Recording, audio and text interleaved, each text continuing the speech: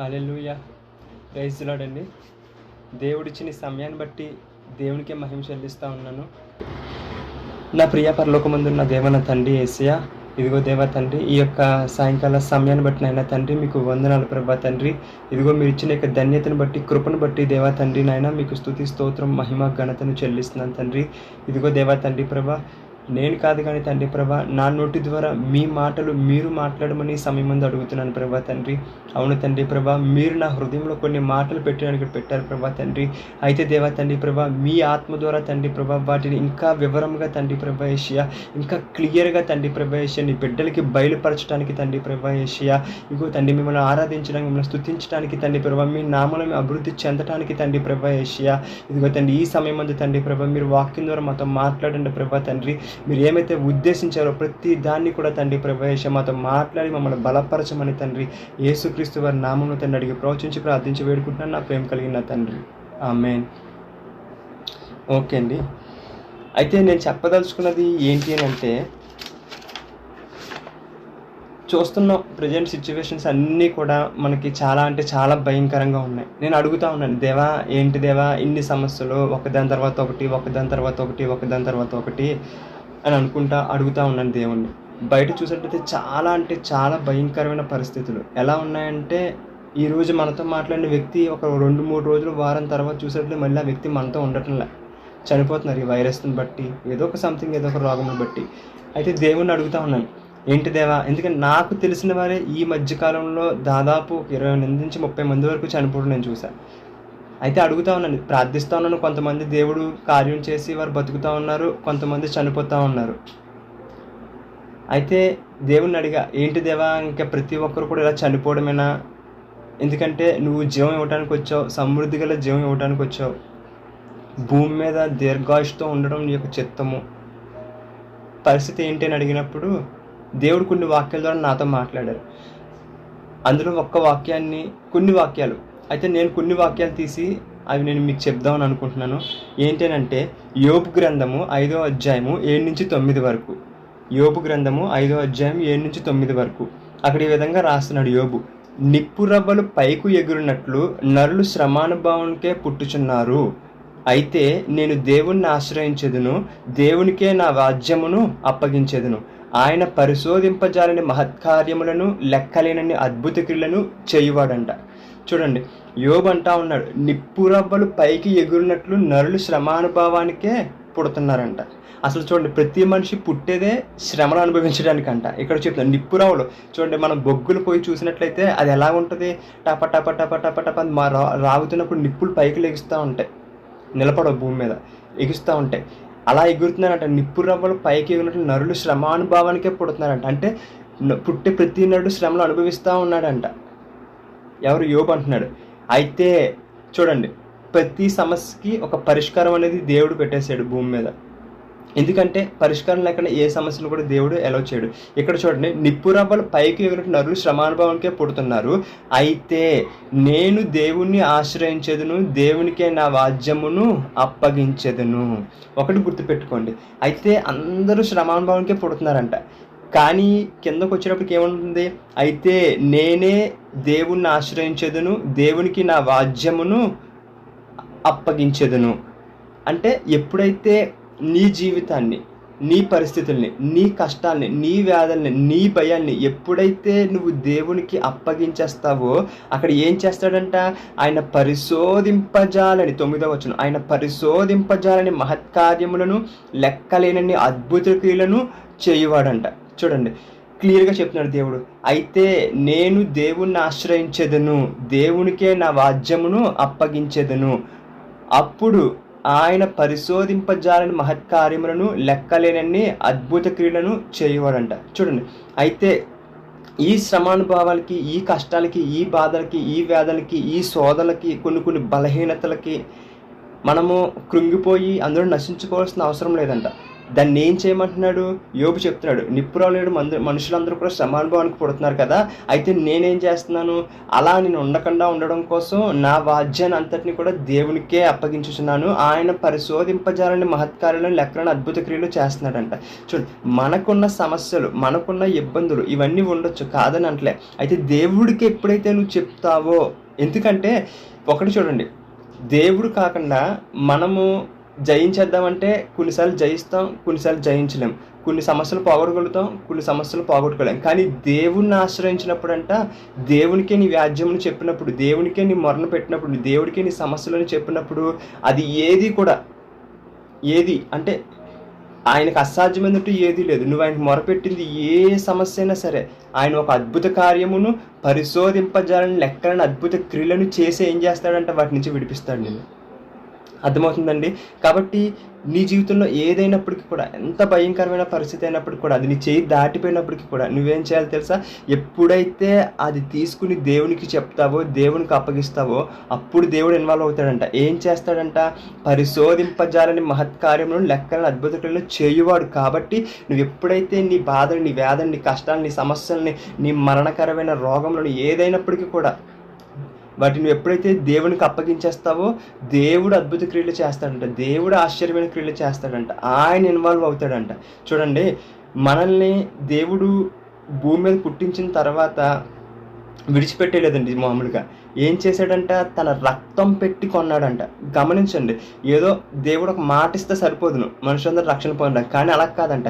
ఆయన భూమి మీదకి వచ్చి తన సొంత రక్తం పెట్టి కొని మన కొరకు తిరిగి ఆయన హెవెన్లోకి వెళ్ళి కూర్చున్నారంట. అంటే చూడండి, మనల్ని దేవుడు ఎప్పుడు కూడా ఏదో నార్మల్ పర్సన్స్ లాగా, అంటే ఏదో పెద్ద ఇంపార్టెన్స్ లేని వ్యక్తుల్లా చూడట్లే. ఆయన ఎంత ఇంపార్టెన్స్ ఇస్తున్నారంటే మనకి, ఆయన రక్తం పెట్టి మనల్ని కొన్నంత ఇంపార్టెన్స్ ఇస్తున్నారంట. అర్థమైందా? చూడండి, ఎప్పుడైతే అంత ఇంపార్టెన్స్ దేవుడు మనకి ఇస్తున్నాడో మనం అర్థం చేసుకోవాలి. నిజం చెప్పాలంటే దేవుడు మనము ఊహించుకునే దానికన్నా కూడా చాలా ఉన్నతంగా ప్రేమిస్తున్నాడు, చాలా ఉన్నతంగా గౌరవిస్తున్నాడు, చాలా ఉన్నతంగా మనం అనుకునే దానికంటే కూడా ఆయన మనల్ని ఇంకా ఎక్కువగా ప్రేమిస్తూ ఉన్నాడు. కానీ మనం ఆయన ప్రేమను ఇంకా పూర్తిగా తెలుసుకోలేకపోతున్నాం. అర్థమైందా? ఇక్కడ ఏమంటున్నాడు చూడండి, ఆయన పరిశోధింపచాలని మహత్కార్యములను లెక్కలేని అద్భుత క్రియలు చేయవాడు. ఎప్పుడు చేస్తాడంట? నీవెప్పుడైతే నీ యొక్క సామర్థ్యాన్ని పక్కన పెట్టి, నీ యొక్క తలాంతులను పక్కన పెట్టి, ఇట్ మీన్స్ దేవుడిచ్చిన తలాంతులు అయితే వాడచ్చు, తప్పేం లేదు. అంటే నేనే ఏదో చేసేసుకోవాలి, ఇంకా నా వల్లే అవుతుంది, నేనే చెయ్యాలి, లేకపోతే అవ్వదు అని ఎప్పుడైతే నువ్వు ప్రయాసపడిపోతావో అప్పుడేం జరగదంట? నీ సమస్యలు, నీ బాధలు, నీ కష్టాలు, నీ వేదనని, నీకుండే ఇబ్బందులు, నీకేదైతే నీ జీవితంలో ఇబ్బంది పెడతా ఉందో దానిని నువ్వేం చేయాలంట? దేవుడికి అప్పగించాలి. అప్పుడు దేవుడు లెక్కలైన మహత్కార అద్భుత క్రియలు చేసి దాన్ని సఫలపరుస్తాడు. గుర్తుంచుకోండి, మనుష్యుడంట చింతించడం వల్ల మోరు కూడా ఎక్కువ కాడంట. అయ్యో నాకు ఇది రాలేదే, నాకు ఇది జరగలేదు, నాకు ఉద్యోగం రాలేదే, నాకు ఇంకా వివాహం అవ్వలేదే, నాకు పిల్లలు రాలేదు, ఇంకా పిల్లలు పుట్టలేదే, లేదంటే ఇంకా నేను సేవ చేద్దాం అనుకుంటున్నాను కానీ నాకు ఇంకా అవకాశం రాలేదే, నేను బిజినెస్ చేద్దాం అనుకుంటున్నాను ఇంకా నా బిజినెస్కి అవకాశాలు రాలేదే, డబ్బులు లేవే, సొంతులు లేవే. ప్రతిదానికి కూడా నువ్వేదో ప్రయాసపడిపోయి, నువ్వేదో కష్టపడిపోయి, నేనేదో సాధించాలనే తపన నీలో ఉంటే తప్పేం లేదు, తపన తప్పు లేదు. అయితే ఒకటి గుర్తుపెట్టుకోండి, నీవు ఎప్పుడైనా ఒక ఆశ ఉన్నా, లేదంటే ఒకటి జరగాలని కోరుకున్నా నువ్వేం చేయాలి తెలుసా? మొదట దేవునికి చెప్పాలి. అది ఎప్పుడైతే దేవునికి చెప్తావో దేవుడు నీకు సహాయం చేస్తాడు. ఎందుకంటే చూడండి, ఇది విశ్వాసం. అర్థమైందండి? ఇది విశ్వాసం. ఎందుకంటే విశ్వాసం అనేది ఎప్పుడు కూడా దేవుడి మీద ఆధారపడేటట్టు చేస్తుంది. ఎందుకంటే దేవుడు కనిపించే దేవుడు కాదు, కనపడిన దేవుడు, కానీ కనిపించే క్రియలు చేసే దేవుడు. అర్థమైందండి? నువ్వు కనపడే డబ్బు మీదో, కనపడే పర్సన్స్ మీదో, లేదా మన పేరెంట్స్ మీదో ఆధారపడితే ఓకే, అది కనపడుతున్నారు కాబట్టి నమ్మేస్తున్నావు. కానీ కనపడిన దేవుడి మీద నువ్వు ఆధారపడి ఆయన దగ్గర నుంచి పొందుకుంటున్నావంటే అది గొప్ప విశ్వాసం అండి. ఓకేనా? కాబట్టి చూడండి, మనము నిప్పురగల శ్రమలకి అందరూ చూస్తే చనిపోతున్నారు, కష్టాలు పడుతున్నారు, బాధలు పడుతున్నారు, భయంతో వణికిపోతున్నారు. కానీ దేవుడు ఏమంటున్నాడు? మీరు ఆ స్థాయికి వెళ్ళవలసిన అవసరం లే, మీరు నాకు మొరపెట్టండి, మీకు ఏ సమస్య ఉందో నాకు చెప్పండి. ఎందుకంటే దేవుడు చెప్తున్నాడు, నిజంగా ఇన్ని సమస్యలు, అంటే ఎగ్జాంపుల్కి కరోనా వైరస్ అనుకోవచ్చు, కరోనా వైరస్ ఒకటి వచ్చింది, ఇది కాకుండా ఇంకేదైనా రావచ్చు, ఇప్పుడు ఇది పోవచ్చు, రేపు పొద్దున ఇంకా రావచ్చు, లేదా యుద్ధాలు జరగవచ్చు, ఇంకా గొప్ప స్థాయిలో రకరకాల సమస్యలు, ఇబ్బందులు మనకి రావచ్చు. అయితే దేవుడు ఏం చెప్తున్నాడు అనేది మనకి ఇంపార్టెంట్. మనల్ని అందరినీ అందులో ఉండిపోయి నాశనం అయిపోవడం అంటలే. దేవుడు రక్తం పెట్టి కొని ఆఫ్టర్ ఆల్ ఒక అపవాది తీసుకొచ్చిన వైరస్కో లేదంటే అపవాది యొక్క తలంపులకో అపవాది యొక్క తంత్రాలకో మనల్ని అప్పగించేసాడు దేవుడు. అర్థమైందా? ఎప్పుడు అప్పగిస్తాడంటే దేవుడు, ఎప్పుడైతే మనకు దేవుని విషయమైన జ్ఞానము లేదో, ఎప్పుడైతే మనం దేవుడిని ఎప్పుడైతే మనము ఆధారం చేసుకోమో అప్పుడు కూడా దేవుడు అప్పగించడు. దేవుడిని కాపాడడానికి, దేవుడిని ఆ సమస్య నుంచి ఆ గుంట నుంచి బయటకు లాగడానికి చాలా ప్రయత్నిస్తూ ఉంటాడు. కానీ మనము ఆయనకి తిరిగి చెయ్యవ్వకపోవడం వల్ల, లేదంటే మనము తిరిగి ఆయన మీద ఆధారపడకపోవడం వల్ల మనము అందులో ఇరుక్కుపోతూ ఉంటాము. అర్థమవుతుందండి? ఎందుకంటే యేసుక్రీస్తు ప్రభు వారు, శిష్యులు వీరందరూ కూడా అంచెదినముల గురించి మాట్లాడుతూ ఉంటారు. ఎప్పుడు అంటే ఆయన సిలువ వేయకముందు యెరూషలేంకి వెళ్ళిపోతారు. ఎప్పుడైతే యెరూషలేంకి వెళ్తారో యేసుక్రీస్తు ప్రభు వారు, శిష్యులు అందరూ కూడా అక్కడ యేసుక్రీస్తు ప్రభు వారికి దేవాలయాన్ని, తర్వాత చుట్టుపక్కల ఉండే ప్రాంతాలన్నింటినీ కూడా యేసుక్రీస్తు ప్రభు వారికి చూపిస్తూ ఉంటారు. ఎవరు? శిష్యులు, ఇంకా పక్కన ఉండే పరిసయ్యులు, శాస్త్రులు, కొంతమంది ఇజ్రాయేల్ ప్రజలు చూపిస్తూ ఉన్నప్పుడు యేసుక్రీస్తు ఇవన్నీ చూస్తారు. ఇవన్నీ చూసి ఆయన కొన్ని మాటలు చెప్తా ఉన్నప్పుడు ఇలా మాట వచ్చి శిష్యులందరూ యేసుక్రీస్తు ప్రభు ఏమడుగుతారు? ఇదిగో అంచెదినము, ఇవన్నీ అంచెదినంలో జరుగుతాయి అంటున్నావు కదా, అసలు అంచెదినానికి సూచనలు ఏంటి అని చెప్పి యేసుక్రీస్తు ప్రభు వారిని శిష్యులు అడుగుతారు. శిష్యులు అడిగినప్పుడు యేసుక్రీస్తు ప్రభు వారు చెప్తారు. ఏమని చెప్తారంటే, ఇదిగో కష్టాలు వస్తాయి, బాధలు వస్తాయి. ఇది అంతా మనకి లూకా సువార్త 21వ అధ్యాయం మొత్తం చదివినట్లయితే 5వ వచనం నుంచి 36, 37 వరకు చదివినట్లయితే అక్కడ మనకు ఉంటాయి. ఆయన చెప్తా ఉంటాడు, ఇదిగో కరువులు వస్తాయి, మనుషులను చంపుకుంటారు, మీ ఇంట్లో వాళ్ళు మీకు వ్యతిరేకం అయిపోతారు, తర్వాత ఏమో ఇబ్బందులు వస్తాయి, భయంకరమైన రోగములు వస్తాయి, రకరకాల సమస్యలు, మిమ్మల్ని సమాజ మందిరాలకు అప్పగిస్తారు. ఇలా అన్ని రకాల సమస్యలు అన్ని చెప్తా ఉండి అక్కడ ఏమంటాడంటే, లూకా 21వ అధ్యాయం ఒక్కసారి తీద్దామండి. 35వ వచనం దగ్గర నుంచి మనం ఒకసారి చదువుదాం. లూకా 21:35 నుంచి చదువుతాను, 2 వచనాలు. ఆ దినము భూమి అంతటా నివసించు వారందరికీ అకస్మాత్తుగా వచ్చును. ఏంటంట? ఈ ఎండింగ్, యేసుక్రీస్తు ప్రభు రెండో రాకడ ఎలా వస్తుందంట? ఆకస్మికంగా వస్తుందంట. ఈ ముందంతా మనం చూసినట్లయితే దేవుడు చెప్తున్నాడు, ఇదిగో కరువులు వస్తాయి, ఇదిగో వేదనలు వస్తాయి, ఇదిగో బాధలు వస్తాయి, మీకు చాలా వస్తాయి, మీరు ప్రార్థించండి అది చలికాలం అయినా రాకుండా ఉండటానికి, లేదంటే గర్భిణీ స్త్రీలకు శ్రమ, పాలిచ్చే వారికి శ్రమ, ఇలా అన్ని చెప్పుకుంటూ వస్తూ ఉంటాడు. ఆ చాప్టర్ అంతా అయ్యే ఉంటాయి. ఆ తర్వాత 36వ వచనంకి వచ్చేటప్పటికి అయితే మనకి ఏం చెప్తున్నాడంటే ఒక సొల్యూషన్ ఇస్తున్నాడు. అర్థమైందండి? ఈ సమస్యలన్నీ వస్తాయి, ఈ సమస్యలన్నీ ఉంటాయి, ఏది కూడా లేకుండా ఉండదు, ఇవన్నీ కూడా జరుగుతాయంటే, ఇవన్నీ కష్టాలు, వేదనలు, బాధలు ఇవన్నీ వస్తూ ఉంటాయి. ఒక సమస్య కాకపోతే సమస్య ఇంకొకటి, లేదా కరువులు, ఇబ్బందులు, ఆర్థిక ఇబ్బందులు, రకరకాలమైన వస్తూ ఉంటాయి. అయితే దేవుడు మాత్రం మనకు ఒక సొల్యూషన్ ఇస్తాడు. ఏంటి? 36వ వచనం, కాబట్టి మీరు జరగబో వీటి నెలను తప్పించుకొని మనుష్య కుమారుని ఎదుట నిలవబట్టుకు శక్తి గలవారు అన్నట్లు ఎల్లప్పుడూ ప్రార్థన చేయొచ్చు, మెలకుగా ఉండడని చెప్పాను. ఏం చెప్తున్నారు? కాబట్టి మీరు జరగబో వీటి నెలను తప్పించుకొని, ఏంటంట? అయితే ఒకటి గుర్తుపెట్టుకోండి, సాధారణంగా బైబిల్లో ఒక మాట ఉంటుంది, ఆయన శోధనతో కూడా తప్పించుకొని మార్గం ఇచ్చే దేవుడు అంట. అర్థమవుతుందండి? ఇక్కడ అదే చెప్తున్నాడు, కాబట్టి మీరు జరగబో వీటి నెలను తప్పించుకొని. ఏంటంటే తప్పించుకునే అవకాశం ఉందంట, తప్పించుకునే ఛాన్స్ ఉందంట. ఎక్కడి నుంచి? మనము ఈ సమస్య నుంచి, ఇప్పుడు వస్తున్న ఎండ టైంలో వస్తున్న కరువుల నుంచి, ఈ ఎండ టైంలో వస్తున్న రోగముల నుంచి, ఎండ టైంలో వస్తున్న మనల్ని అనేకులు చంపాలని చూస్తుంటారు, అనేకులు మనం సేవ చేస్తుంటే వ్యతిరేకంగా వస్తూ ఉంటారు. వీటన్నిటి నుంచి కూడా తప్పించుకోవడానికి దేవుడు ఒక సొల్యూషన్ ఇస్తున్నాడు. 36వ వచనం, కాబట్టి మీరు జరగబో వీటి నెలను తప్పించుకొని మనిషి కుమారుని ఎదురు నిలవబట్టకు శక్తి గలవారు ఎల్లప్పుడూ ప్రార్థన చేయొచ్చు, మెలకువగా ఉండి. ఏంటి ఆ సొల్యూషన్ అంటే ప్రార్థన. ఏంటంటే ప్రార్థన. మనం ఎప్పుడైతే ఈ ప్రార్థన అనేది మనం అలవాటు చేసుకుంటామో, ప్రార్థన అంటే ఏంటో కాదు, మనము మన సామర్థ్యాన్ని విడిచిపెట్టి దేవుని సామర్థ్యం మీద ఆధారపడుతున్నాం ప్రార్థన అంటే. ఎప్పుడైతే దేవుడికి సమస్తము సాధ్యమేనండి. భూమి అంతా అనారోగ్యం ఉండొచ్చు, కానీ నిన్ను మాత్రం సజీవుడిగా ఆ రోగం తాకకుండా కాపాడగలడు. భూమి అంతా కరువు ఉండొచ్చు, కానీ నిన్ను మాత్రం ఆ కరువు నిన్ను తాకకుండా కాపాడగలడు. ఎందుకంటే మనం చూసినట్టయితే ఇజ్రాయేల్ ప్రజలు ఐగుప్తు ప్రాంతంలో ఉన్నప్పుడు ఐగుప్తులో సకల విధమైన రోగం అన్నీ వస్తూ ఉన్నాయి, కరువులు వస్తూ ఉన్నాయి. వారు తినడానికి తిండి లేదు ఎవరికి? ఐగుప్తు ప్రజలందరికీ. కానీ ఇజ్రాయేల్ గోషెన్ ప్రాంతంలో ఉంటే వారికి మాత్రం ఏమి కూడా, చుట్టూ అంత కరువు ఉన్నా వారికి ఏమి తాకుండా దేవుడు వాళ్ళని ప్రొటెక్ట్ చేస్తూ వస్తున్నాడు. అర్థమైందండి? దేవుడికి సమస్తము సాధ్యం. ఇంకొకటి, ఇస్సాకు కరువులో ఉన్నప్పుడు నేను ఐగుప్తుకి వెళ్ళిపోతాను అన్నప్పుడు దేవుడి చేత మాట వస్తుంది. ఏమని? ఇదిగో నువ్వు ఐగుప్తు వెళ్ళకు, ఎక్కడ ఉండి కరువులను పంటవే అంటాడు. దేవుడు చెప్పిన మాట ప్రకారం ఇస్సాకు ఏం చేస్తాడు? తన మాటని విడుదల చేస్తాడు. ఎప్పుడైతే తన మాటని దేవుడు విడుదల చేశాడో ఆ మాట పట్టుకుని ఆ కరువులో విత్తనం వేస్తాడంటే, కరువులో విత్తనం వేసి 100 అంతలు పంట కోస్తాడు. ఆ చుట్టుపక్కల అంతా కరువు వచ్చేసి పంటలు పండకుండా అంతా కూడా నేలంతా పాడైపోతూ ఉంటే ఇస్సాకు మాత్రం అదే కరువులో విత్తనం వేస్తే 100 అంతలు పంట కోసాడంటే. అర్థమైందా? దేవుడికి అసాధ్యమైందంటూ ఏదీ లేదు. చుట్టూ పరిస్థితులు ఎలా ఉన్నా సరే, ఒకటి, నువ్వు నమ్ముతున్నావో లేదనేది దేవుడికి ఇంపార్టెంట్. నీకన్నా గొప్ప వాళ్ళకి లేదంటే నీకన్నా పెద్దవాళ్ళకి ఆ సమస్య ఇరుక్కుపోవచ్చు, కానీ ఒకటి గుర్తుపెట్టుకోవాలి, నీవు నమ్మితే నువ్వు మహిమను చూస్తావు. ఆ ఇస్సాకు ఆ ప్రాంతానికి కొత్తవాడు.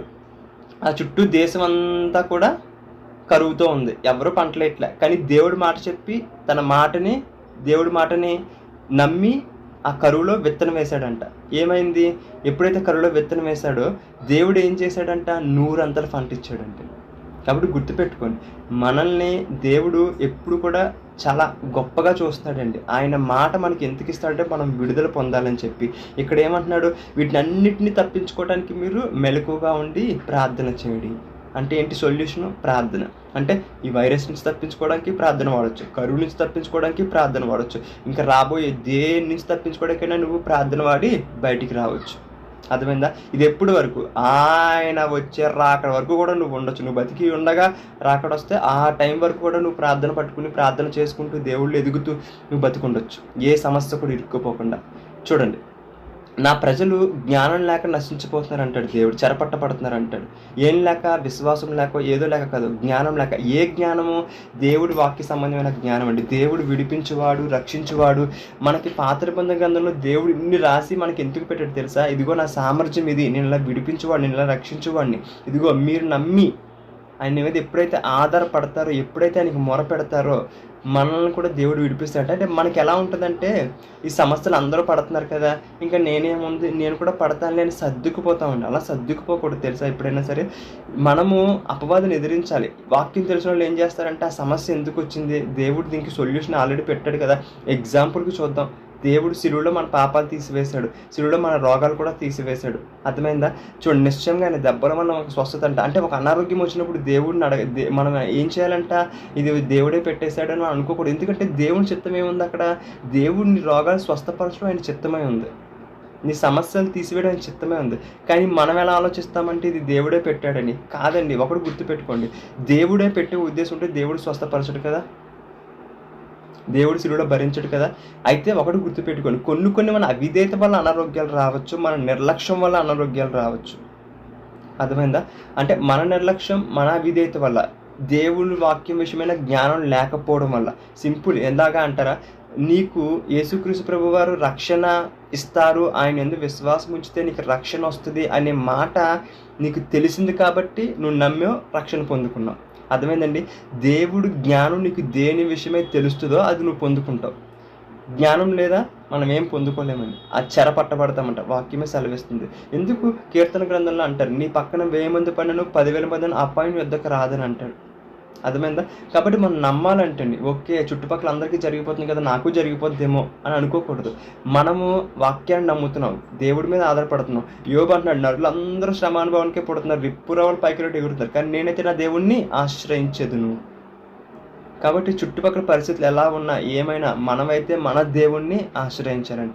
అస్సలు ఇందులో దేవుడు ఎంత కృపగల దేవుడు అంటే, మనము ఆయన కృపను అర్థం చేసుకునే కొద్ది, ఆయన వాక్యం చదివితే ఆయన కృప మనకు అర్థమవుతుంది. ఆయన కృప అర్థమయ్యే కొద్దీ మనం ఆయన మీద ఎక్కువ ఆధారపడతా ఉంటాం. ఇక దేవుడి మీద ఆధారపడితే దేవుడు వద్దు నా మీద ఆధారపడకని అంటాడు. అలా అంటే దేవుడు ఏం చేస్తాడు? ఆయన మీద ఆధారపడే వారిని ఇంకా ఇంకా ఇంకా ఎక్కువ ఆయన కృప కొరకు కనిపెట్టుకునే వారి మీద ఆయన కనుదృష్టి ఉంటుందంటే. ఆయన కృప కొరకు కనిపెట్టుకోవడం అంటే ఏంటి? ఆయన నుంచే నేను పొందుకోవాలి, ఆయన మీద నేను ఆధారపడాలి, ఆయన నుంచే నాకు ఈ అభిషేకం రావాలి, లేదా ఆయన నుంచే నాకు ఈ ఆశీర్వాదం రావాలి, ఆయన నుంచే నేను పరిశుద్ధంగా జీవించాలి, ఆయన వాక్యం నుంచి నేను ఆత్మలో వర్ధిల్లుతూ ఉండాలి. ప్రతిదాన్ని దేవుడి మీద ఆధారపడి మనం ఎప్పుడైతే పొందుకుంటామో దేవుడు డెఫినెట్గా 100% కృపణిస్తాడండి. కనుదృష్టి ఉంటుందంట. నువ్వు ఎప్పుడైతే దేవుడి మీద ఆధారపడుతున్నావో నువ్వు ఆయన కృప కొరకు కనిపెట్టుకుంటున్నట్టు అర్థం. ఓకేనా? కాబట్టి మనకి ఏం చెప్పారు ఇక్కడ? మనము ఈ సమస్యల నుంచి, కష్టాల నుంచి, బాధల నుంచి, వ్యాధుల నుంచి తప్పించుకోవాలంటే ప్రార్థన. ఒకటి గుర్తుపెట్టుకోండి, ప్రార్థన చేయడానికి చాలా చిరాకు కూడా రావచ్చు ఒకసారి. కానీ ఒకటి, సమయము దేవుడితో గడపడానికి ప్రార్థన చాలా ఉపయోగపడుతుందండి. నువ్వు ఎంత ఎక్కువగా ప్రార్థనలో ఉంటున్నావో దేవునికి అంత సన్నిహితంగా ఉంటావు. ఎంత ఎక్కువగా నువ్వు వాక్యం చదువుతూ ఉన్నావో దేవునికి అంత సన్నిహితంగా ఉంటావు.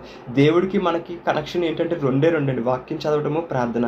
ఈ రెండు మనం దూరపరుచుకుని అనవసరమైన వాటికి కనెక్షన్ ఎక్కువ పెట్టుకున్నాం అనుకోండి, మనకి దేవుడితో సహవాసం చేస్తే దేవుడి నుంచి వచ్చే సమాధానము, దేవుడి నుంచి వచ్చే ఆశీర్వాదము, దేవుడి నుంచి వచ్చే దీవెనలు వస్తాయండి. లోకంలో వాటి మీద మనం ఎక్కువ సమయం స్పెండ్ చేస్తే వాటి యొక్క ఇన్ఫ్లుయెన్స్ మన మీద పనిచేస్తాయి. లోకం ఇన్ఫ్లుయెన్స్ ఎలా ఉంటుందంటే భయము, పాపము, చీకటి ఇవి ఉంటాయండి. లేదంటే అసూయ, ద్వేషము, ఒకరి మీద ఒకరు పోటీ పడిపోవటము, ఇటువంటివి మనం ఇన్ఫ్లుయెన్స్ చేస్తాయి. కాబట్టి అలాగని లోకంలో మనం జీవించకూడదా? జీవించాలి, కానీ లోకానుసారమైన జీవితం జీవించకూడదు. ఇదే లోకంలో ఉంటూ మనము దేవుడి కృప మీద ఆధారపడుతూ జీవించినప్పుడు దేవుని పరలోక రాజ్యం మహిమతో మనం ఇక్కడ జీవిస్తాం. ఆయన అంటాడు కదా, క్రీస్తునందు పరలోక రాజ్యంలో ప్రతి ఆశీర్వాదం మనకు అనుగ్రహించాడంటే, ప్రతి ఆశీర్వాదము ఏది దాచిపెట్టలేదంట, ప్రతి ఆశీర్వాదాన్ని మనకు అనుగ్రహించాడంట క్రీస్తునందు. మనము ఈ పొందుకోవాలంటే ఆయనతో సహవాసంలో ఉండాలి.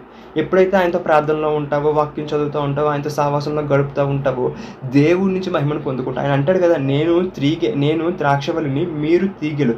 ఆలోచించండి, తీగ ఫలించాలంటే ద్రాక్షవల్లికి అంటుకట్టబడే ఉంటుంది. ద్రాక్షవల్లి నుంచి దాన్ని పీకితే ఫలించడం కష్టం. మనం మన జీవితాల్లో ఫ్రూట్ఫుల్ లైఫ్ని జీవించాలంటే మనము ఆయనకి కనెక్షన్ కలిగి ఉండాలండి. ఎప్పుడైతే ఆయనకి కనెక్షన్ కలిగి ఉంటామో ఆయన నుంచి సారం మనం పొందుకుని మనం ఫలిస్తాం. దేవుడు ఇదొక ప్రోటోకాల్ పెట్టాడండి. ఆయనకి వేరుగా ఉండి మనం ఫలించలేం. ఎందుకంటే నీతిమంతుడు విశ్వాసం మూలంగానే జీవిస్తాడు. ఎవడు నీతిమంతుడు అంటే, ఎవరైతే క్రీస్తుని నుండి విశ్వాసం ఉంచారో, ఆయన మా పాపాలు తీసివేసి నన్ను కడిగారని అంటాడో వాడు నీతిమంతుడు అండి. నీతి క్రియలు చేసినంత మాత్రం నీతిమంతుడు కాదు. ఎవరైతే ఆయన యందు విశ్వాసం ఉంచాడో వాడు నీతిమంతుడు అంట. అటువంటి వాడంట కేవలం విశ్వాసం వల్లే జీవిస్తాడంటండి. లోకం మీద ఆధారపడి జీవించాలంటే కొంతకాలం జీవిస్తాడు, 2 రోజులు జీవిస్తాడు, 3 రోజులు జీవిస్తాడు, తర్వాత ఏదైనా ఒక సమస్య వచ్చినప్పుడు అక్కడ ఆగిపోతాడు. కానీ విశ్వాసం వల్ల మనం జీవించాలంట. ఎందుకంటే లోకంలో జీవించడం మనం జీవించలేం, అన్యాయంగా జీవించలేము, మోసాలు చేస్తూ జీవించలేము, ఇబ్బందులు పెడుతూ జీవించలేము. కానీ ఒక సొల్యూషన్ ఉంది. విశ్వాసంతో ఏమీ చేయకుండా మంచి మార్గంలో వెళ్తూ కూడా నువ్వు వారికంటే ఎక్కువగా దేవుడి నుంచి పొందుకోవచ్చు, వారికంటే ఎక్కువగా కూడా నువ్వు ఆశీర్వదించబడవచ్చు లోకంలో ఉండే జనుల కంటే కూడా. అర్థమవుతుందా? కాబట్టి దేవుడు ఏం చెప్తున్నాడు, ఆయనకు ప్రార్థన చేయాలని దేవుడు అంటే ఈ సమస్యలన్నీ పెట్టుకొస్తున్నాడంట. ఈ సమస్యలన్నీ ఎందుకు వస్తున్నాయంటే నువ్వు దేవునితో ఇంకా దగ్గర అయిపోవాలి. నీకు ప్రతి సమస్య చెప్తుంది, ఇదిగో నీ సమస్య వచ్చిందంటే నువ్వు వెళ్ళి ప్రార్థన చేయని చెప్పి. ఆయన అంటాడు మత్తయి 26:41 మనం చదివినట్లయితే అక్కడ ఉంటుంది, శోధనలో ప్రవేశించకుండా ఉన్నట్లు మెలకుగా ఉండి ప్రార్థన చేయుడి. రేపు పొద్దున్నే సిలువేసేస్తారు యేసుక్రీస్తు ప్రభు వారిని. ఆ ముందు రోజు రాత్రి యేసయ్య ప్రార్థన చేస్తూ ఉంటాడు, శిష్యులకు చెప్తా ఉంటాడు, శిష్యులతో అంటాడు, మీరు శోధనలో ప్రవేశించకుండా ఉన్నట్లు మెలకుగా ఉండి ప్రార్థన చేయండి, శోధనలో ప్రవేశించకుండా మెలకుగా ఉండి ప్రార్థన చేయండి అంటాడు. వేరేం చేస్తారు? నిద్రపోతారు. ఎందుకు నిద్రపోతారు చెప్తాను చూడండి. మనకి ప్రార్థన జీవితం అలవాటు లేదనుకోండి, రెగ్యులర్గా ఏదైనా సమస్య వచ్చినప్పుడు ప్రార్థన చేయలేం, ఏదైనా ఒక శోధన వచ్చినప్పుడు ప్రార్థన చేయలేం. ప్రార్థన అలవాటు ఉన్నవారే శోధన వచ్చినప్పుడు కలవరపడి ప్రార్థనకు తక్కువ చేస్తారు, ఆ సమస్యను ఎదుర్కోవడానికి రకరకాల ప్రయత్నాలు చేస్తారు. అసలు ప్రార్థన అలవాటు మనకు లేదనుకోండి, ఆ సమస్య వచ్చినప్పుడు, ఆ బాధ వచ్చినప్పుడు మనం కృంగిపోతాం. ఎవరైతే కృంగిపోతారో వాడు చేతకాని వాడు అవుతాడంట, ఏమీ చేయలేడంట. లోకంలో సహాయపడితే ఎవరైనా బయటకు వస్తాం, లేదు అనుకో వాళ్ళ వల్ల కూడా కాలేదనుకో ఎండ్ అయిపోతాం. కాబట్టి దేవుడు ఏమంటున్నాడంటే మనము శోధనలో ప్రవేశించుకుంటూ ప్రార్థన చేయాలి. ప్రార్థన అనేది మనం అలవాటు చేసుకోండి. రోజు కొంత సమయము, ఉదయం ఒక అరగంట, సాయంత్రం ఒక అరగంట, మధ్యాహ్నం ఒక అరగంట. దావీదు ముమ్మారు ప్రార్థిస్తాడు. మనం కూడా కనీసం ఒక అరగంట తీసి ప్రార్థన చేయడం ప్రారంభించాలి, దేవుని స్తుతించడం ప్రారంభించాలి, ఆరాధించడం ప్రారంభించాలి. ఇది నువ్వు అలవాటు చేసుకుంటే ఏమవుతుందంట, శోధన వచ్చినప్పుడు, ఏదైనా ఒక శోధన వస్తున్నప్పుడు, ఇప్పుడు చూడండి ప్రపంచం అంతా కరోనా వైరస్తో చాలా అంటే చాలా భయపడుతుంది. చాలామంది క్రిస్టియన్స్ ఉన్నారు, అనుకుంటున్నాం అయ్యో క్రైస్తవులు, చాలామంది అంటున్నారు క్రైస్తవులు కూడా దేవుడు ఏం చేయలేకపోతున్నాడే అని. కరెక్టే, 100 మంది ఉంటే 30 మంది చనిపోతుంటే 70 మందిని దేవుడు కాపాడుతూ ఉన్నాడు. మరి ఎందుకు చనిపోతున్నారు మనం జడ్జ్ చేయలేం, కానీ 70 మందిని దేవుడు కాపాడుతూ ఉన్నాడు. అంటే భూమి మీద ఇన్ని 700 కోట్ల మంది ఎంతమందో ఉంటే అందులో మహా అయితే 1 కోటి మంది చనిపోతే 800 మంది, మిగతా 600 మంది ఎవరు కాపాడాడు? దేవుడే కదా కాపాడుతున్నట్లు. గుర్తుపెట్టుకోండి, మనం నెగిటివ్ని ఎక్కువగా ఆలోచిస్తాం. అయ్యో వీరినే దేవుడు రక్షించలేదు కదా, ఇంకా నేను ఇంకంత ప్రార్థనాపరుని కాదు కదా, అంత వాక్యం చదవను కదా, అంత ఆత్మలు లేనివాని కదా, ఇక నేనేం కాపాడతాడు ఎప్పుడు అనుకోకూడదండి. ఎందుకంటే దేవుడు నీకు ప్రార్థన చేసే సామర్థ్యం నీలో పెట్టేశాడు, వాక్యం చదివే సామర్థ్యం నీలో పెట్టేశాడు. ప్రార్థన చేయట్లేదు, వాక్యం చదవట్లేదు అంటే అది దేవుడి ప్రాబ్లం కాదండి, మన సమస్య. మనం సమయాన్ని తీసుకోవాలి. అందుకని 3 ఉపమానాలు చెప్తా ఉంటాడు యేసుక్రీస్తు శిష్యులకి. విసుకగా ఉండాలని ప్రార్థన చెయ్యండి అంటాడు. ఎందుకంటే విసుగు వస్తుంది ఒక్కొక్కసారి ప్రార్థన చేయడానికి. ఏం చేస్తాం, ఏం కష్టపడతాం, ఇంత సమయం ఎందుకు వృధా చేయడము, ఇంకో దానిలో దేనిలో కష్టపడదాం, ఇంకో దానికి దేనికో స్పెండ్ చేద్దాం అనుకుంటాం. కరెక్ట్ కాదండి. మనం ఎప్పుడైతే ప్రార్థనలో స్పెండ్ చేస్తామో చుట్టూ ఉండే శోధన నుంచి తప్పించుకుంటాం. ఇప్పుడు నీకు అర్థమైపోవాలి, చుట్టూ శోధన ఉందా, నువ్వు మొట్టమొదటి చేసింది ప్రార్థన. ఎందుకంటే ఆ శోధనలో ప్రవేశించకుండా ఉన్నట్లు మెలకువగా ఉండి ప్రార్థన చేయడు. దేవుడు నువ్వు వాక్యం చదువుతూ ఉంటే, ఆయనతో సావాసం చేస్తూ ఉంటే చుట్టుపక్కల శోధనలు జరుగుతున్నాయి, జరగబోయే కూడా నీకు చెప్తూ ఉంటాడు. ఎందుకంటే నువ్వు ప్రార్థన చేసి నువ్వు తప్పించబడతావు, నీ ప్రార్థన ద్వారా నీ యొక్క విశ్వాసంతో ఇతరులకు చెప్పడం వారు తప్పించబడతారు. అలాగా మనం లోకానికి వెలుగుగా ఉండాలి. ఎందుకంటే దేవుడు చెప్తా ఉన్నాడు, మనము లోకానికి వెలుగుగా ఉన్నామంటే, చీకటిగా లేమంట. అర్థమవుతుందా? కాబట్టి మనం గుర్తుపెట్టుకోవాలి, ఎప్పుడు కూడా ప్రార్థన అనేది మనము తక్కువ అంచనా వేయకూడదండి. ఎందుకంటే ప్రార్థన లేకపోతే మనము ఏమీ చేయలేమండి. ఎందుకంటే చూడండి, ప్రార్థన లేకుండా లేదు. Brother, okay brother, Tagore brother, నేను మీకు ప్రే చేద్దాం లాస్ట్. అయితే ప్రార్థన లేకుండా కూడా ఏది మనం సాధించలేమండి. యేసుక్రీస్తు ప్రభు వారి బైబిల్లో ఒక మాట ఉంటుంది, హెబ్రీ రాసిన పత్రికలో ఉంటుంది. ఆయన మహారోదనతోనూ వేదనతోనూ ప్రార్థన చేశారు కాబట్టి సిలువకైనా అంగీకరించబడ్డారంట. దేవుడికే ప్రార్థన అవసరమైందండి, మనకి ఇంకా అవసరమండి. ప్రార్థన అంటే దేవుడి మీద ఆధారపడుతుంటారు, మనము దేవుళ్ళని ఎదగటానికి ఉపయోగపడుతుంది. కాబట్టి ప్రార్థన ఎప్పుడు కూడా మనం నిర్లక్ష్య పెట్టకూడదు. ప్రార్థన మనకి ఒక ఆయుధం లాంటిది దేవుడు ఇచ్చాడు. చూడండి, కీర్తన 34:4 ఒకసారి చదువుదామండి. అక్కడ ఉంటుంది ఏమని, దావీదు మాట్లాడుతూ ఉన్నాడు ఏమని, నేను యెహోవా వద్దన విచారణ చేయగా ఆయన నాకు ఉత్తరం ఇచ్చెను, నాకు కలిగిన భయములన్నిటి నుంచి ఆయన నన్ను తప్పించెను. ఏంటంట, ఆయన యెహోవా వద్ద విచారణ చేయగా. దావీదంట చాలా భయాలు వేస్తానంట. ఆ శత్రువు వస్తున్నాడు, ఆ రాజు వస్తున్నాడు, ఈ రాజు వస్తున్నాడు, నాకు సైన్యం లేదు, నాకు అది లేదు, నాకు ఇలా ఉన్నా, లేదా కొన్ని సమస్యలతో దావీదు భయపడతా ఉన్నాడు. అయితే ఇక్కడ దేవుడు ఏమంటా ఉన్నాడంటే, దేవుడికి మొరపెడతా ఉన్నాడంట దావీదు. ఇక్కడ చూడండి, నేను యెహోవా వద్ద విచారణ చేయగా ఆయన నాకు ఉత్తరం ఇచ్చాను, నాకు కలిగిన భయములు అన్నిటి నుంచి తప్పించినంట. గుర్తుపెట్టుకోండి, దేవుడి వాక్యం ఎంత స్పష్టంగా చెప్తుంది. మనకు కూడా చాలా భయాలు ఉంటాయి. కొన్ని మందికి, అయ్యో నా పిల్లలు అనారోగ్యం వచ్చేస్తుంది, నా తల్లిదండ్రులకు అనారోగ్యం వచ్చేస్తుంది, నా భార్యకు బాగాలేదు, నా భర్తకు బాగాలేదు, నా తల్లిదండ్రులకు బాగాలేదు, నా ఫ్రెండ్స్కి బాగాలేదు, రకరకాల భయాలు ఉంటాయి. అయ్యో నేను ఆశీర్వదించబడతానా, నేను దీవించబడతానా, నేను హెవెన్కి వెళ్తానా, లేదంటే నేను ఏంటిది ఇల్లు కొనుక్కుంటానా, లేదంటే వివాహం అవుతుందా, పిల్లలు పుడతారా, లేదంటే ఆత్మలో ఎదుగుతానా, నన్ను దేవుడు వాడుకుంటాడా, రకరకాల సమస్యలను బట్టి రకరకాల భయములు ఉంటాయండి మనకి. ఎవ్వరు భయం లేకుండా ఉంటారు, ప్రతి ఒక్కరికి భయం ఉంటుంది. అయితే దేవుడు ఒక సొల్యూషన్ ఇస్తున్నాడు, ప్రతి దానికి ఒక సొల్యూషన్ ఇస్తున్నాడు అండి. ఏంటంటే, నేను యెహోవా వద్ద విచారణ చేయగా ఆయన నాకు ఉత్తరం ఇచ్చెను, నాకు కలిగిన భయములు అన్నిటి నుంచి ఆయన కూడా తప్పించాడంట. అదేవిధంగా ప్రతి భయం నుంచి కూడా తప్పించాడంట. ఎప్పుడు ఖాళీ కూర్చుంటే కాదు, నువ్వు ఎప్పుడైతే ఆ భయాన్ని ఎత్తిపెట్టి దేవుడికి ప్రార్థన మొరపెడతావో అప్పుడు ఆ భయం నుంచి దేవుడు తప్పిస్తున్నాడంట. దావీదుని తప్పించినట్టు నువ్వు కూడా ఏ విషయంలో భయపడుతున్నావో, అది ఏ సమస్యలో, నీకు ఉద్యోగం వస్తుందా లేదా అని కొంతమంది భయపడుతూ ఉంటారు. అయ్యో నా జీవితం ఏంటి, సెటిల్ అవుతుందా లేదా అని భయపడతారు. ఇగో ఈ అప్పులో నాకు ఏంటి పరిస్థితి అని భయపడుతూ ఉంటారు. అయితే దేవుడు చెప్తున్నాడు ఏంటంటే, నీవు ఎప్పుడైతే దేవునికి మొరపెడతావో నీ భయాల గురించి, చూడండి, దేవుడికి అన్నీ తెలుసు కదా అని చెప్పి మనం మొరపెట్టకుండా ప్రార్థన చేయకుండా ఉండకూడదు. అలా అయితే దేవుడు ఇన్ని అవసరాలు రాయిపించడు. ప్రార్థన గురించి దేవుడికి సమస్తం తెలుసు, మనము ప్రార్థన చెయ్యాలండి. ఆయనే చెప్తున్నాడు ప్రార్థన చెయ్యండి అని. యేసుక్రీస్తు ప్రభు వారికి ఏం చేయాలి ఆయన చిత్తమంతా హెవెన్లో డిసైడ్ చేసుకుని భూమి మీదకి వచ్చారు. కానీ ప్రతిరోజు ఆయన వెళ్ళి ప్రార్థన చేశాడు, ప్రతి రాత్రి వెళ్ళి ప్రార్థన చేశాడు. మనకి ఎంత ఇంపార్టెంట్ అంటే ప్రేయర్.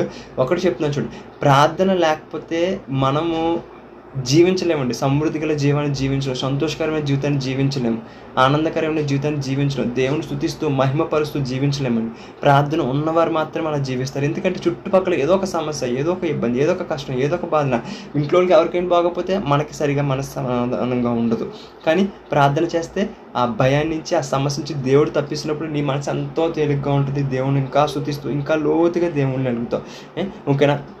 ఇంకా మనం చూసినట్లయితే యాకోబు రాసిన పత్రిక 5వ అధ్యాయము 17-18 వచనాలండి. ఇక్కడ మన అందరికీ బాగా తెలిసిన వచనమే ఏలియా గురించి అండి. ఇక్కడ ఏమంటాడు చూడండి, ఏలియా మన వంటి స్వభావం గల మనుష్యుడే. ఏంటంట?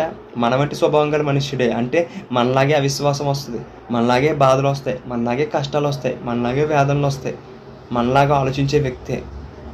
అప్పుడప్పుడు విశ్వాసం ఉంటుంది, అప్పుడప్పుడు విశ్వాసం ఉండదు. అప్పుడప్పుడు దేవుడి మీద నమ్మకం ఉంచి కొన్ని చేస్తాం, కొన్ని భయంతో ఆగిపోతూ ఉంటాం. ఇక్కడ ఏలియా కూడా అందుకే చెప్తున్నాడు, సాక్ష్యం ఇస్తున్నాడు. ఏలియా కూడా మన వంటి స్వభావం కల మనుష్యుడే, మీకంటే ఎక్కువ కాదంట, తక్కువ కాదంట, మన వంటి స్వభావం కల మనుష్యుడే. వర్షింపకున్నట్లు అతడు ఆసక్తితో ప్రార్థన చేయగా 3.5 సంవత్సరముల వరకు భూమి మీద వర్షింపలేదు. అతడు మరలా ప్రార్థన చేయగా ఆకాశం వర్షం ఇచ్చెను, భూమి ఫలమును ఇచ్చెను. గుర్తుపెట్టుకోండి, అతడు ప్రార్థన చేశాడు, అతడు మన వంటి మనుషుడే, మనము అతని వంటి మనుషులమే. అతనికి మనకి తేడా ఏంటంటే అతడు ఆసక్తితో ప్రార్థన చేశాడు, మనం ప్రార్థన చేయట్లేదు అంతే. అర్థమైందా? కొన్నిసార్లు ప్రార్థన చేస్తాం, ఎలాంటిదంటే ఏదో మామూలుగా చేస్తాడు, లేకపోతే లేదు అని మొక్కుబడిగా చేస్తాం. చూడండి, కొన్నిసార్లు మొక్కుబడిగా నువ్వు ప్రార్థన చేసిన దేవుడు మహాకృపను బట్టి అవి ఇచ్చేస్తూ ఉంటాడు. అయితే కొన్ని నీకు రావటానికి, అవి వస్తే నువ్వు ఎక్కడ ఆత్మలో బలపడతావో, ఎక్కడ సంతోషంగా ఉంటావో, ఎక్కడ దేవుని స్తుతిస్తావని అపవాది కొన్ని ప్రార్థనలు రాకుండా చాలా అడ్డుగా నీకు నిలబడతా ఉంటాడు. ఆ ప్రార్థన జవాబు రాకుండా ఏదో రకంగా ఇబ్బంది పెడతా ఉంటాడు. గుర్తుపెట్టుకోండి, ఆసక్తి గల ప్రార్థన ఏం చేస్తుంది తెలుసా? అటువంటి వాటిని కూడా నీకు తీసుకుని వస్తుంది. దానియేలు మొదట దినమే 21 రోజు ప్రార్థన చేయడానికి ప్రారంభించిన మొదటి దినమే దేవుడు ఆన్సర్ ఇస్తాడండి దానియేలుకి. ఆ దూత హెవెన్ నుంచి భూమి మీదకి రావడానికి మధ్యలో ఆ పారసిక దేశపు యొక్క అధిపతి ఒకడు ఉంటాడండి. ఎవరు? ఆ యొక్క దేశం మీద అప్పగించబడిన ఒక సాతాను ఉంటాడు. వాడు ఏం చేస్తాడంట? ఆ ఏంజిల్ని ఆపేస్తాడంట. ఎప్పుడైతే ఆ ఏంజిల్ని ఆపేస్తాడో దానియేలు దగ్గరికి ఆన్సర్ రాదు. 1 డే రాదు, 2 డేస్ రాదు, 3 డేస్ రాదు, అలా 21 డేస్ దానియేలు అలాగా ఆసక్తితో ప్రార్థన చేస్తూనే ఉంటాడు. చివరికి ఏమవుతుందో తెలుసా? ఎప్పుడైతే తన ప్రార్థన ఆపకుండా ఆసక్తితో నాకు ఈ ఆన్సర్ కావాలని చెప్పి ప్రార్థన చేస్తూ ఉన్నాడో, దేవుడు ఏం చేస్తాడు? ఆ గాబ్రియల్ దూతని పంపించడం కోసం మిఖాయేలు దూతకి ఆ యొక్క పారసిక దేశపు యొక్క అధిపతి అయిన ఆ యొక్క సాతాను మీదకి పంపించినప్పుడు వాడు ఆ లూసిఫర్ యుద్ధం జరుగుతూ ఉంటే గాబ్రియల్ వచ్చి ఏం చేస్తుంది? దానియేలుకి ఆ యొక్క ఆన్సర్ని తీసుకొస్తుంది. గుర్తుపెట్టుకోండి, మనం కూడా కొన్ని ఆన్సర్స్ రాకుండా, కొన్ని జరగకూడదు, కొన్ని జరిగితే నీ జీవితంలో గొప్ప కార్యం జరిగితే నీ వల్ల దేవునికి మహిమ వస్తుందని అపవాది ఏం చేస్తుంటాడంటే ఆ యొక్క ప్రార్థన అనేది నువ్వు చేయకుండా బిజీ చేస్తాడు. ఫోన్ ఇస్తాడు, టైం ఇస్తాడు, తర్వాత ఏమో డబ్బులు ఇస్తాడు, జాబ్ ఇస్తాడు. వీటి వల్ల వాళ్ళు ఏదో ఒక రకంగా మంచి పనుల ద్వారా బిజీ చేస్తాడు. అపవాది తంత్రములు గుర్తుపెట్టుకోండి. వాడంట మంచిగా వచ్చి నేను డైవర్ట్ చేస్తూ ఉంటాడు.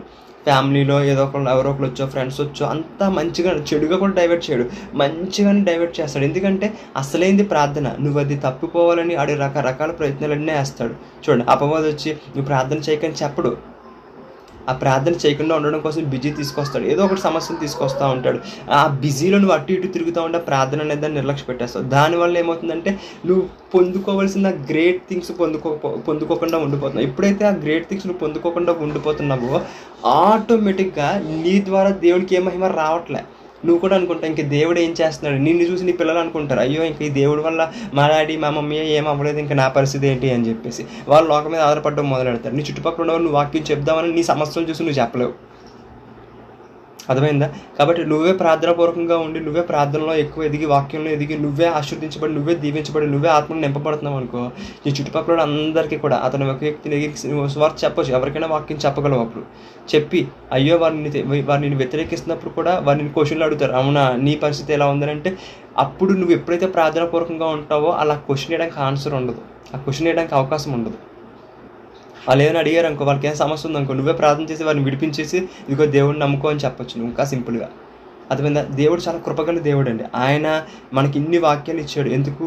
మీరు ఎదగండి రా బాబు, ప్రార్థన చేయండి, వాక్యంలో ఎదగండి, మీరు అభివృద్ధి పొందండి. ఎందుకంటే బైబిల్ యోహాను సువార్త 15 చెప్తున్నాడు, మీరు బహుగా ఫలించటం వల్ల నా తండ్రి మహిమపరచబడును. మీరు బహుగా ఫలించకుండా అలిగిపోయి, కృంగిపోయి, నశించిపోయి ఈ స్థితిలో ఉంటే తండ్రికి మహిమ కాదంట. మీరు బహుగా ఫలించడం వల్ల తండ్రికి మహిమ అంటండి. అదే చెప్తున్నాడు యోహాను 15:16 అండి. మీరు నన్ను ఏర్పరచుకోలేదు, మీరు నా పేరట తండ్రిని ఏమి అడుగుదురో అది ఆయన మీకు అనుగ్రహించినట్లు మీరు వెళ్ళి ఫలించుటకు మీ ఫలము నిలిచి ఉండుటకును నేను మిమ్మల్ని ఏర్పరచుకుంటుని. ఇంకోటి గుర్తుపెట్టుకోండి, దేవుడిని మనం ఏర్పరచుకోలేదంటండి. ఈ దేవుడు నువ్వు తెలుసుకోలే, దేవుడి నీ దగ్గరికి వచ్చాడంట. చూడు, మీరు నన్ను ఏర్పరచుకోలేదు. యేసుక్రీస్తు ప్రభువు చెప్తున్నారు, మీరు నా పేరు తండ్రిని ఏమి అడుగుదురో అది ఆయన మీకు అనుగ్రహించినట్లు మీరు వెళ్ళి ఫలించుటకును మీ ఫలము నిలిచి ఉండటకు నేను మిమ్మల్ని ఏర్పరచుకుని నియమించితిని. ఆయన దేనికి ఇక్కడ ఈ సందర్భం మనం గమనించినట్లయితే దేవునికి నీకు యేసయ్యకి ప్రార్థన అనే కనెక్షన్ పెట్టి ఆయన ఏర్పరచుకున్నాడు. అయితే దేవుడు నిన్ను ఎందుకు ఏర్పరచుకున్నాడు చూడండి, అక్కడ ఆయనే మిమ్మల్ని పిలిచాడంట ప్రార్థన అని అలవాటు పెట్టి. మధ్యలో ఏంటంటే ఆయనకి నీకు మధ్యలో ప్రార్థన. నువ్వు ఏది అడిగితే అది అయినా అక్కడ చేస్తాను అని చెప్తున్నాడు. నువ్వు ఫలించాలని నీకు ఉద్దేశం. చూడండి, మనిషి సిలువ లేనంత వరకు సిలువ రక్తం కార్చేంత వరకు పాపంతో ఉండిపోయాడు. అతడు చనిపోతే నరకానికి వెళ్ళిపోవాలి. కానీ సిలువ రక్తం ఏం చేస్తుంది? అతన్ని ఆ నరకానికి తప్పిస్తుంది. చూడండి, యేసుక్రీస్తు ప్రభువు వారు సిలువలో రోగాలు భరించారు. అప్పటి వరకు రోగాలు స్వస్థత వస్తుంది, దేవుడి కృపణ వస్తుంది, లేకపోతే లేదు. కానీ క్రీస్తు తర్వాత నువ్వు మొరపెడితే, నిజంగా విశ్వాసం ఉంచితే ఆయన స్వస్థపరుస్తాడు. నీ దారిద్ర్యాన్ని అప్పటి వరకు ఇస్తాడో ఎవడో తెలియదు, కానీ సిలువలో ఆయన నీ దారిద్ర్యాన్ని భరించి నిన్ను ధనవంతుడిగా చేశాడంట. ఎందుకు? ఇప్పుడు నిశ్చయంగా జరుగుద్ది నువ్వు మొరపెడితే.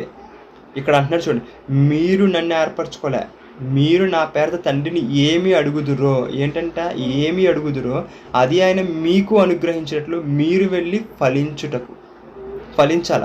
అన్ని రంగాల్లో ఫలించాల. ఫ్రూట్స్, గిఫ్ట్స్, ఆర్థికంగా, ఆరోగ్యపరంగా, అన్ని విషయాల్లో నిజంగా ఆర్థికంగా, ఆరోగ్యపరంగా ఎదగాలండి. మనం యోహాను రాసిన 3వ యోహాను 1:2 ఉంటుంది. ఏమని ఉంటుంది? ప్రియుడా, నీ ఆత్మలో వర్ధిల్చున్న ప్రకారము నువ్వు అన్ని విషయంలో సౌఖ్యంగా ఉండవాలని ప్రార్థిస్తానంట. ఇంగ్లీష్ బైబిల్లో ఉంటుంది, మనం ఆత్మలో వర్ధిల్చున్న ప్రకారం అంట ఆర్థికంగాను తర్వాత ఆరోగ్యపరంగా కూడా అభివృద్ధి చెందుతూ ఉంటామంట. అయితే అవి ముందు చెందాం. ఆత్మలో ఎదుగుతున్న ప్రకారం అంటే నువ్వు స్పిరిట్లో ఎదిగితే, నువ్వు ఇన్నర్గా అంటే అంతరంగ పురుషుని యందు వాక్యంలోను, ప్రార్థనలోను, విశ్వాసంలోను, ప్రేమలోను వీటిలో ఎదుగుతూ ఉన్నప్పుడు నువ్వు ఆటోమేటిక్గా ఆర్థికంగా ఎదుగుతావంట, ఆటోమేటిక్గా ఆరోగ్యపరంగా ఎదుగుతావంట.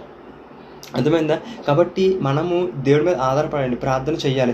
లూకా సువార్త 19:45 అంటాడు, ఆయన దేవాలయంలో ప్రవేశించి అందులో విక్రయం చేయవారితో నా మందిరము ప్రార్థన మందిరం అని వ్రాయబడి ఉన్నది, అయితే మీరు దాన్ని దొంగల గుహగా చేస్తారని చెప్పి వారిని వెళ్ళగొట్టని ఆరంభించును. ఇది మీకు అర్థమైందా? ఇక్కడ యేసుక్రీస్తు ప్రభువు వారు ఆ యొక్క మందిరానికి వెళ్ళాడంట. ఏ మందిరానికి? దేవాలయం. అప్పుడున్న యెరూషలేములో ఉన్న దేవాలయంకి వెళ్ళాడంట. ఆ దేవాలయంలో క్రయ విక్రయాలు అన్నీ చేస్తున్నాడు. చేసిన వారితో చూసి ఆయన అంటున్నాడంటే యేసుక్రీస్తు ప్రభువు వారు, నా మందిరము ప్రార్థన మందిరం అనబడును, మీరు దాన్ని ఏం చేశారు? దొంగల గుహగా చేశారని చెప్పి అని అక్కడ కొరడాన్ని కట్టి అవన్నిటిని వెళ్ళగొడతా ఉన్నారు. చూడండి, అప్పుడు అది మందిరం. కానీ ఇప్పుడు ఎవరు మందిరం తెలుసా? మనం మందిరం అండి. ఇప్పుడు మన మందిరం మనం దొంగల గుహగా చేయకూడదు. మన మందిరాన్ని మనము అనవసరమైన వాటికి సమయాన్ని వెచ్చించేసి, ఎక్కువ సమయాన్ని వాటికి వెచ్చించేసి దొంగల గుహగా చేయకూడదండి. మన మందిరం ఏంటంటే ప్రార్థన మందిరం. అంటే మనకి దేహాన్ని, ఆత్మని దేవుడు ఎందుకు ఇచ్చాడంటే ప్రార్థన చేయడానికి ఇచ్చాడంటే. ఎప్పుడైతే నువ్వు ప్రార్థన చేస్తావో ఇది ఏంటంటే ప్రార్థనా మందిరం. ఎప్పుడైతే నువ్వు ప్రార్థన చేయడం ప్రారంభిస్తావో ఈ మందిరంలో ప్రార్థన ఉంటుంది కాబట్టి అక్కడ దొంగల గుహ అంటే దొంగకి అవకాశం లేదు, అంటే అపవాదికి అవకాశం లేదు. ఎప్పుడైతే ప్రార్థన ఉండదో అప్పుడు అవకాశం ఉంటుంది. అక్కడ వాళ్ళు ప్రార్థనలు చేయక, వాక్యం చదవక, ఆత్మలో ఎదక్క అది ఎలాగైందంట? దొంగల గుహగా తయారైపోయిందంట. ఇక్కడ అదే చెప్తున్నాడు. అంటే అది సింబాలిక్గా మనకు చెప్తున్నాడు దేవుడు. రానున్న రోజుల్లో మందిరం ఎవరో కాదు, నా ఆత్మ ఎవరిలో ఉంటుందో వాళ్ళే నా మందిరము.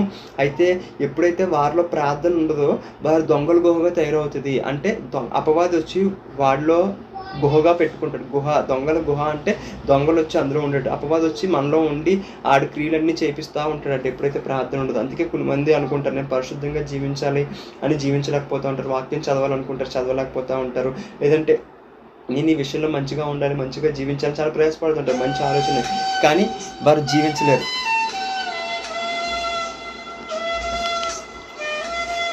కాబట్టి గుర్తుపెట్టుకోండి. 1 minute.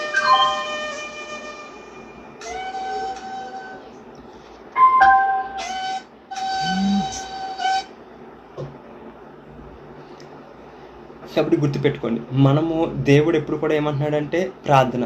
మనము మన జీవితాల్లో ఎప్పుడైతే ప్రార్థన అనేది ఉంటుందో మన జీవితంలో అపవాదికి అవకాశము ఉండదండి. ప్రతి సమస్య నుంచి తప్పించుకోవడానికి మార్గం ఇచ్చాడు. అది ఏంటి అంటే ప్రార్థన. ఈ కరోనా వైరస్ నుంచే కాదు, ఏది రాని, ఎంత భయంకరమైనది రాని, నువ్వు ప్రార్థన అలవాటు చేసుకుంటే డెఫినెట్గా దేవుడు దాని నుంచి విడిపిస్తాడు, దాని నుంచి తప్పిస్తాడు. ఎందుకంటే ఆ పవరు ప్రార్థనకు ఉందండి, మనకు లేదు. అర్థమైందా? ఆ పవరు ప్రార్థనకు ఉంది, మనకు లేదు. ఎందుకంటే ప్రార్థన అంటే నువ్వు యేసుక్రీస్తు ప్రభువారి నామంలో చేస్తున్నావు, నువ్వు చేస్తున్నట్టు కాదు, ఆయన చేస్తున్నట్టే అది. అర్థమైందండి? ఎప్పుడైతే నువ్వు ప్రార్థన చేస్తున్నావో నువ్వు ఆయన మీద ఆధారపడుతున్నావు, ఆయన సామర్థ్యాన్ని పొందుకుంటున్నావు. కాబట్టి ప్రార్థన చేద్దాం, ప్రతి సమస్య నుంచి కూడా విడుదల పొందుదాం, ప్రతి ఒక్క అపవాది పెట్టే చిక్కు నుంచి కూడా బయటకు వద్దాం. ప్రార్థన చాలా పవర్ఫుల్. మనం చూసినట్టయితే బైబిల్లో అనేక మంది ప్రార్థనా పరులు ఉన్నారు, వారందరూ కూడా వారి సమస్య నుంచి బయటకు వచ్చారు. ఎవరైతే ప్రార్థన లేదో వారే ఇరుక్కుపోతున్నారు. నా ప్రజలు జ్ఞానం లేక నశించిపోతున్నారు. ఏంటి ఆ జ్ఞానం అంటే ప్రార్థన చేయాలి, దేవుడి వాక్యం మీద ఆధారపడాలి. దేవునికి విషయమైన జ్ఞానం లేకపోవడం వల్ల ఆ సమస్యల్లో అట్లా ఇరుక్కుపోతున్నారు. చూడండి, అది దేవుడు మనం ఇప్పుడేం తెలియదు, హెవెన్కి వెళ్ళాక అనుకుంటాం, అయ్యో ఈ చిన్న దానికోసం మనం ఆ రోజు ఈ చిన్న సమస్యను మనం ఎలా జయించలేకపోయామో అర్థం కావట్లేదు. అప్పుడు ఇగో చిన్న ప్రార్థన వల్లేనా ఇది జరిగింది, ఈ చిన్న ప్రార్థన వల్ల ఎంత కార్యం జరుగుతుందా అని. అవును, చాలా గొప్ప గొప్ప కార్యాలు ప్రార్థన వల్ల జరుగుతాయండి. ఓకేనా? చిన్న ప్రేయర్ చేసుకుందాము. దేవుడి వాక్యం దీవించును గాక. నా ప్రియ పరలోకమందున్న దేవా, నా తండ్రి యేషయా, ఇదిగో దేవా తండ్రి ప్రభా, ఈ సమయం ఉంది గడియ నీ సన్నిధిలో ప్రార్థిస్తూ ఉన్నాను ప్రభా తండ్రి. నిజంగా మీరు ఇచ్చిన మాటలు బట్టి నాయన ప్రభా మీకు వందనాలు ప్రభా. ఇదిగో తండ్రి, ఈ వాక్యం ఎవరెవరైతే వింటున్నారో నాకైతే తెలియదు, కానీ ప్రభా తండ్రి విని ప్రతి వారు కూడా తండ్రి ప్రభా వారిలో ప్రార్థన ఆత్మను వారికి దయచేయండి తండ్రి. వారు కూడా తండ్రి ప్రభా యేషయా దావీదు మొరపెట్టినట్టు వారి ప్రతి భయం గురించి నీ సన్నిధిలో మొరపెట్టి తండ్రి ప్రభా ఆ భయం నుంచి వారు విడుదల పొంది నేను స్తుతించి నేను ఆరాధించే వారుగా వారు ఉండాలి ప్రభా. అట్టి స్థితిలో వారిని పెట్టమని ప్రార్థిస్తూ ఉన్నాను ప్రభా. ఇదిగో దేవా తండ్రి ప్రభా, ప్రార్థన ఆయుధం మీరు మాకు ఇచ్చారు ప్రభా. ఇంకా అనేక విషయం దీని గురించి ఉన్నాయి కానీ తండ్రి ప్రభా ఇదిగో సమయం బట్టి కొన్ని విషయాలు మాత్రమే మాట్లాడాం ప్రభా తండ్రి. కాబట్టి నాయన తండ్రి ప్రభా ఇదిగో తండ్రి ఎవరెవరైతే వింటున్నారో వారు అందరూ కూడా ప్రార్థన ఆత్మగా వారు మారాలి ప్రభా. ప్రార్థన ఎడతడిగా ప్రార్థన చేసే వరకు వారు మారాలి ప్రభా తండ్రి.